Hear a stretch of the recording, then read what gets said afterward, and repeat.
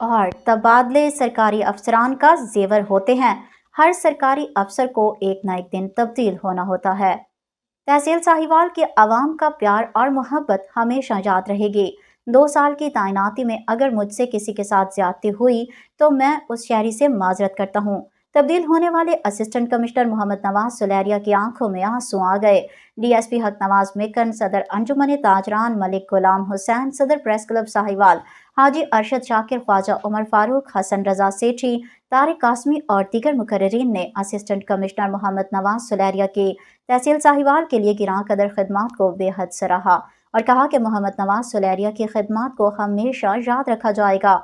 انہوں نے ساہیوال کے لوگوں سے محبت اور پیار کیا۔ ان کی تعیناتی ماتحت عملے کے لیے بھی ٹھنڈی چھاؤں کے مترادف تھی۔